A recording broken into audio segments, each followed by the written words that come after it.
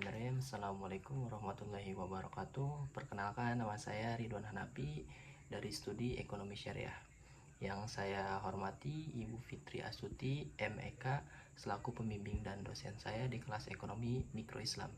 Nah, di sini saya bakalan menjelaskan tentang konsep tenaga kerja menurut perspektif Islam. Jadi, kerja sebagai sebuah aktivitas yang menjadikan manusia produktif dan bernilai di mata Allah dan Rasulnya, serta di mata masyarakat.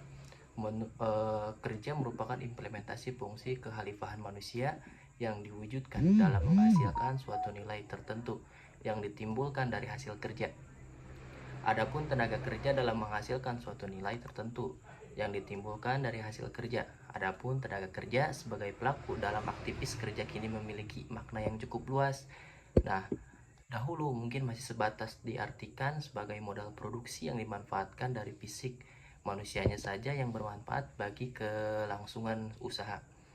Namun kini tidak hanya mencakup kegiatan fisik yang dimanfaatkan dan disebut tenaga kerja, melainkan secara utuh sumber daya manusia tergolong sebagai tenaga kerja karena selain kegiatan fisik juga mencakup kemampuan non fisik seperti ide dan kreativitas. Jadi tujuan utama bekerja adalah untuk memenuhi kebutuhan dasar kehidupan seperti kepemilikan yang halal dan tercukup, kebutuhan dasar manusia untuk mampu hidup berjalan. Nah, begitu konsep tenaga kerja menurut perspektif Islam. Jadi saya bakalan menjelaskan ada 3 poin, yaitu yang poin pertama pasar tenaga kerja, kedua pasar tenaga kerja dan penawaran, ketiga upah dalam tinjauan perspektif Islam. Nah, yang ke-1 yaitu pasar tenaga kerja.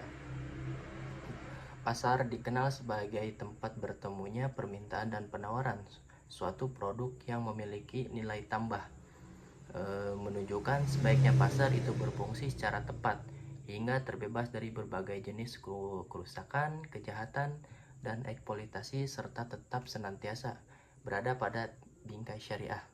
Jika kita mengenal pasar yang berwujud adanya jual beli barang di mana tenaga kerja merupakan bagian dari faktor produksi, tenaga kerja sebagai input dan proses produksi yang akan menghasilkan output barang dan jasa.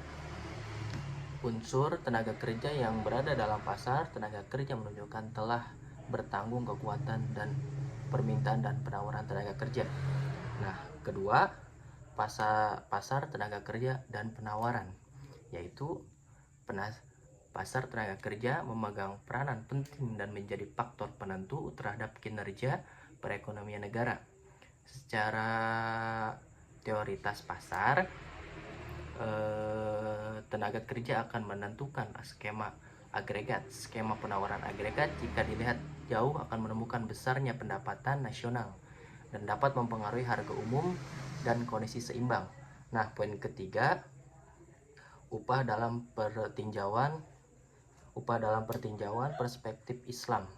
Jadi, tenaga kerja sebagai bagian dari faktor produksi memiliki peran besar dalam mendukung keberlangsungan proses produksi. Pemanfaatan tenaga kerja yang didasarkan pada kontrak kerja membuat adanya bagi majikan untuk memberikan imbalan atas pemanfaatan jasa tersebut. Imbalan bagi tenaga kerja ini lebih dikenal sebagai dengan upah. Upah juga menjadi bagian dari hasil yang dibayarkan pekerjaan atas jasa dalam memproduksi kekayaan seperti faktor produksi lainnya. Tenaga kerja diberi imbalan atas jasanya. Dan kata lain, upah adalah harga dari tenaga yang dibayarkan yang atas jasanya dalam produksi. Nah, begitu 3 poin yang saya sebutkan. Jadi ada kesimpulan, yaitu tenaga kerja sebagian bagian dari pelaku dalam pasar tenaga kerja. Islam memandang kesatuan dan kerja dan tenaga kerja untuk mengelola amanah Allah secara bertanggung jawab dan menghasilkan sesuatu yang bermanfaat atau maslahah. Islam menekankan keridhaan antara tenaga kerja dan majikan dan tenaga kerja serta menghasilkan kesalahan bagi kedua belah pihak.